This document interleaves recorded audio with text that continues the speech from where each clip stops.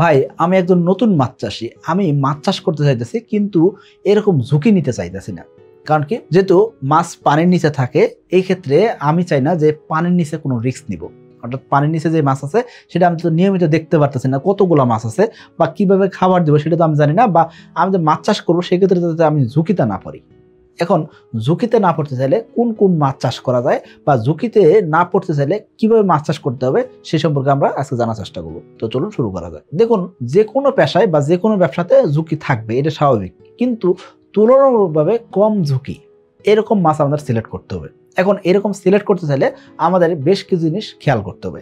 একটা আমাদের যে জিনিসটা খেয়াল করতে হবে সেটা কি, রোগ কম হয় এরকম মাছ সিলেক্ট করতে হবে। যেসব মাছের রোগ ব্যাধি কম হয় এরকম মাছ যদি আমরা সিলেক্ট করি সেক্ষেত্রে ঝুঁকি কম হবে। কারণ কি, বাংলাদেশের অধিকাংশ খামারি লোকসানে পড়ে থাকেন একটাই কারণ, সেটা কি মাছের রোগ হয়েছে। এবং কি মাছের যদি রোগ হয় সেক্ষেত্রে ট্রিটমেন্ট করবেন বা চিকিৎসা দিবেন, সহজে কিন্তু চিকিৎসা দিয়ে সমাধান করতে পারবেন না। এবং কি মাছের জন্য যে মেডিসিন, সেই মেডিসিনগুলো কিন্তু অ্যাকচুয়ালি ওইভাবে কাজও করে না। এই জন্য আগে থেকে ব্যবস্থাপনা হিসেবে আপনাকে যে মাছ সিলেক্ট করতে হবে সেটি কি, যে মাছের রোগ কম হয় এরকম মাছ আপনাকে সিলেক্ট করতে হবে। কি ভাই, মাছ খাবার ঠিকই খাচ্ছে কিন্তু আশানুরূপ ফল পাচ্ছেন না, আর মাছ চাষে বারবার লস খাচ্ছেন, তাহলে আজই এসে তেলাপিয়া পোনা চাষ করেন। কারণ এসে তেলাপিয়া পোনা খায় কম, বাড়ে বেশি, আর তাই খামারি ভাইদের প্রথম পছন্দ এসে তেলাপিয়া পোনা। দ্বিতীয় যে জিনিসটা খেয়াল করতে হবে সেটা কি, প্রাকৃতিক খাবার খায় এরকম মাছ ছাড়তে হবে। এখন আপনি বলতেন ভাই প্রাকৃতিক খাবার তো সব মাছই খায়। হ্যাঁ, প্রাকৃতিক খাবার সব মাছই খায়, কিন্তু কিছু কিছু মাছ আছে যেসব মাছ প্রাকৃতিক খাবারের দিকে বেশি আকৃষ্ট হয়। এইসব মাছ ছাড়লে কি হবে, আপনার খাদ্য খরচটা কমে যাবে। প্রাকৃতিক খাবার বেশি খাবে, এতে করে আপনার খাদ্য খরচ কম হবে। এখন আপনি মাছের প্রাকৃতিক খাবার বাইরে আবার কি করবেন, সুষম খাবার দেবেন। কারণ কি, কমার্শিয়ালি মাছ চাষ করতেছেন, দ্রুত সময় মাছ বিক্রি করবেন, এই চিন্তা করে মাছ চাষ করতেছেন। এক্ষেত্রে যে কোনো খাবার খায় মাছ বড় হবে এরকম মাছ আপনাকে সিলেক্ট করতে হবে। অর্থাৎ আপনি ডুবন্ত খাবার দিতে পারেন, ভাসমান খাবার দিতে পারেন, হাতে বানানো খাবার দিতে পারেন, যে কোনো খাবার দিতেছেন সেই খাবার যাতে দ্রুত খায় এরকম মাছ আপনাকে সিলেক্ট করতে হবে। 4 নাম্বার যে কাজটা করতে হবে সেটা কি, আপনার মাছ যত দ্রুত বৃদ্ধি পায় এরকম মাছ ছাড়তে হবে। মাছ ছাড়লেন 1 বছর 2 বছর চাষ করতে গেছে, তার মানে কি, লম্বা সময় চাষ করলেন। লম্বা সময় চাষ করলে পুকুরের পরিবেশ নষ্ট হবে, প্রাকৃতিক বিপর্যয় আসবে, বন্যা হতে পারে, নানাবিধ সমস্যা হতে পারে। এই যে লম্বা সময় চাষ করতে গেলে ইনভেস্টমেন্টের দরকার হবে, অর্থাৎ লম্বা সময় ধরে আপনাকে টাকা ঢালতে হবে। এই ক্ষেত্রে ঝুঁকি আস্তে আস্তে বাড়বে, অর্থাৎ রোগ ব্যাধি বাড়বে লম্বা সময় চাষ করলে। আবার অন্যদিকে আপনার ইনভেস্টমেন্টও লম্বা সময় ধরে করতে হইতেছে। এই কারণে আপনাকে দ্রুত সময় মাছ বিক্রি হয় এরকম মাছ আপনাকে সিলেক্ট করতে হবে। অধিক ঘনত্ব সহনশীল এরকম মাছ আপনাকে ছাড়তে হবে। যেসব মাছ অধিক ঘনত্ব চাষ করা যায় এইসব মাছ আপনাকে সিলেক্ট করতে হবে। কারণ কি, অল্প ঘনত্বে মাছ চাষ করলে অল্প উৎপাদন হবে, সেক্ষেত্রে লাভের পরিমাণটা এত কম হবে। যেসব মাছ অধিক ঘনত্বে চাষ করা যায় এইসব মাছ আপনাকে সিলেক্ট করতে হবে। পানি গভীরতা কমে গেলেও মাছ বেঁচে থাকে এরকম মাছ আপনাকে সিলেক্ট করতে হবে। শীতকালীন সময়ে পানি গভীরতা কমে যায়, গরমকালীন সময় পানি গভীরতা কমে যায়। এখন ডিপের পানি দেওয়ার অনেক সময় ব্যবস্থা থাকে না, 2 দিন 3 দিন 5 দিন পরে হয়তো ডিপের পানি ব্যবস্থা করছেন। এই সময়ের ভিতরে যাতে মাছ না মারা যায় এরকম মাছ আপনাকে সিলেক্ট করতে হবে। অর্থাৎ 5 ফিট 6 ফিট পানি ছিল, পানি গভীরতা 3 ফিটে চলে আসছে, মাছ যাতে মারা না যায় এরকম মাছ আপনাকে সিলেক্ট অবশ্যই করতে হবে। এখন পানির গভীরতা যখন কমে সেক্ষেত্রে কি হবে, অক্সিজেন পরিমাণে কমে যায়। এর পাশাপাশি যখন ঘন কুয়াশা পড়ে এই সময় কিন্তু পানিতে অক্সিজেন পরিমাণ কমে যায়। এর পাশাপাশি বৃষ্টি বাদল হইতেছে এই সময় কিন্তু পানিতে অক্সিজেন পরিমাণ কমে যায়। এখন অক্সিজেন পরিমাণ কমে যাওয়ার সাথে সাথেই মাছ মরে যায়, এরকম মাছ আমাদের সিলেক্ট করা যাবে না। ওইরকম মাছ যদি সিলেক্ট করি সেই ক্ষেত্রে ঝুঁকি বেড়ে যাবে। ছোট বড় যে কোনো পুকুরে চাষ করা যায় এরকম চাষযোগ্য মাছ আমাদের সিলেক্ট করতে হবে। অর্থাৎ ছোট পুকুরে চাষ করা যায়, বড় পুকুরে চাষ করা যায়, এবং যে কোনো পুকুরে চাষ করলে লাভজনকভাবে মাছ চাষ করা যায় এরকম মাছ আমাদের সিলেক্ট করতে হবে। এর পাশাপাশি বাজার সবসময় স্থিতিশীল থাকে, মানে বাজার অনেক উঠানামা করে এরকম মাছ ছাড়া যাবে না। আমরা বুঝলাম যে সবকিছু ঠিক আছে, সবকিছু মানে আমরা একটা মাছ সিলেক্ট করলাম, কিন্তু দেখা গেল কি বাজার অস্থিতিশীল, অর্থাৎ মাছ বাজার নিয়ে গেছি, মাছের আমদানি বেশি, মাছের দাম কমে গেছে। এখন এই ধরনের মাছ যদি আপনি সিলেক্ট করেন সেক্ষেত্রে তো আপনি লোকসানে পড়বেন। অর্থাৎ আপনি উৎপাদন করলেন বেশি, খাবার খাওয়াইলেন, সবকিছু করলেন, মাছও দ্রুত সময় বাজার বিক্রি উপযোগী সাইজ করলেন, কিন্তু বাজার নিয়ে গেছেন তখন কি মাছের দাম কম পাই গেলেন। এরকম অস্থিতিশীল দাম থাকে এরকম মাছ চাষ করা যাবে না। এখন আপনি বলতেন ভাই এরকম একটা উদাহরণ যদি দিতেন, সেক্ষেত্রে আমি বলবো আপনাকে পাঙ্গাস মাছের কথা। পাঙ্গাস মাছের ক্ষেত্রে হঠাৎ করে দাম বেশি যায়, হঠাৎ করে দাম কম যায়। অর্থাৎ বাজারে বিভিন্ন মাছের আমদানি বেশি হয়ে গেছে, পাঙ্গাস মাছের দাম কমে যায়। অথবা পাঙ্গাস মাছের আমদানি বেশি হয়েছে, পাঙ্গাস মাছ আপনি নিয়ে গেছেন, দাম কম পাবেন। বাজারে দেখলেন 2 কেজি ওজনে কেউ পাঙ্গাস নিয়ে গেছে, আপনারা নিয়ে গেছেন 1.5 কেজি ওজনে পাঙ্গাস, আপনারটা কম টানবে, আপনার দাম কম হবে।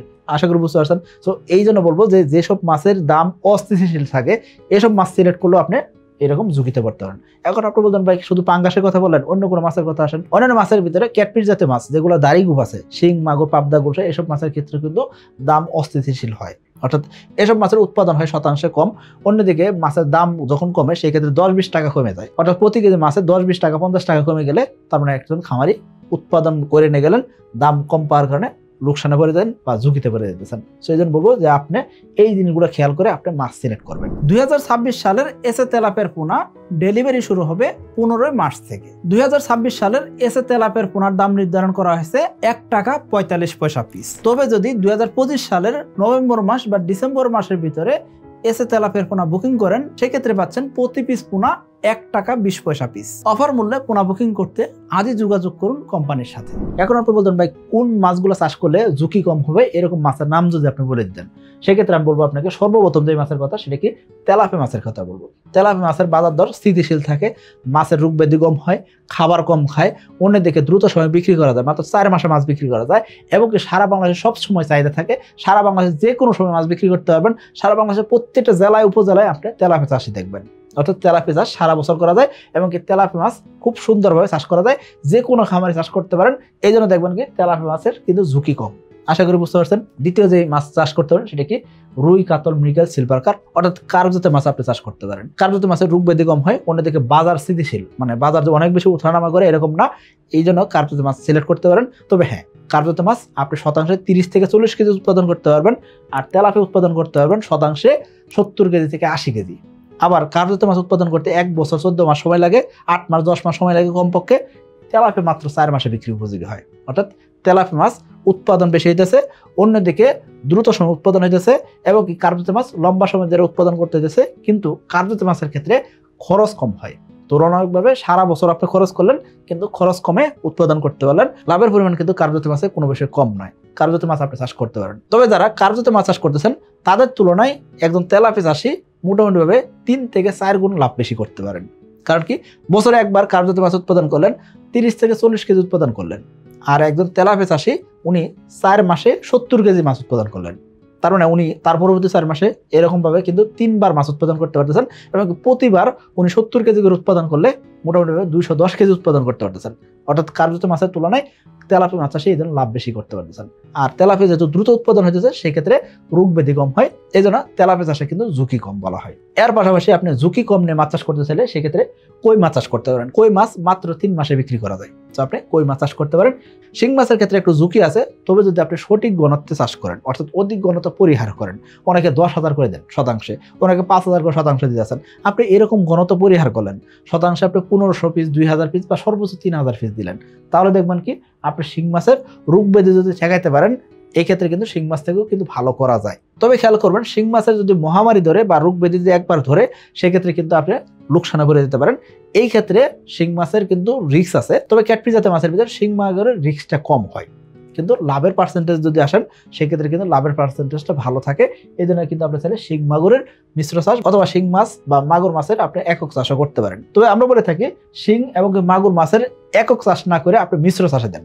অর্থাৎ কার্পজাতীয় মাছ চাষ করতেছেন এর ভিতরে শিং মাছ দিলেন, কার্পজাতীয় মাছ চাষ করতেছেন এর ভিতরে মাগুর মাছ দিলেন, তেলাপিয়া চাষ করতেছেন এর সাথে শিং মাছ দেন, তেলাপিয়া চাষ করতেছেন এর সাথে মাগুর মাছ দেন। এই ক্ষেত্রে দেখবেন কি রোগ ব্যাধি কম হবে, উৎপাদন কম হোক সমস্যা নাই। সাথী মাছের যে লাভটা আসবে সেটা তো এক্সট্রা লাভ। তো এইভাবে আপনি যদি সিলেক্ট করেন সেই ক্ষেত্রে দেখবেন কি আপনি ঝুঁকি কমে চাষ করতে পারতেছেন। কিন্তু যখন শিং মাছের একক চাষ করবেন, মাগুর মাছের একক চাষ করবেন, এই ক্ষেত্রে টুকটাক রিস্ক আছে। এই দিকগুলো খেয়াল করে আপনাকে মাছ চাষ করতে হবে। আশা করি আপনি বুঝতে পারছেন। 2026 সালের এসএ তেলাপিয়া পোনার দাম নির্ধারণ করা হয়েছে প্রতি পিস 1 টাকা 45 পয়সা করে। তবে 2025 সালের নভেম্বর ডিসেম্বরের মধ্যে যদি আপনি বুক করেন এসএ তেলাপিয়া পোনা প্রতি পিস পাচ্ছেন 1 টাকা 20 পয়সা করে। এখন আপনি বলতেন ভাই আমি যদি অন্যান্য কোনো মাছ চাষ সিলেক্ট করতে চাই সেক্ষেত্রে কি ঝুঁকি হবে? হ্যাঁ, অন্যান্য মাছের কথা যদি আসেন সেক্ষেত্রে কিন্তু তাদের অক্সিজেন স্বল্পতা হয়, অনেক সময় রোগ ব্যাধি বেশি হয়, অনেক সময় অধিক ঘনত্ব সহনশীল হয় না, অনেক সময় বাজার দর অস্থিতিশীল থাকে, নানাবিধ সমস্যা থাকে। এই জন্য বলবো এই মাছগুলোর সচরাচর একটু ঝুঁকি কম। আশা করি বুঝতে পারছেন। সকলে ভালো থাকবেন, সুস্থ থাকবেন। আসসালামু আলাইকুম।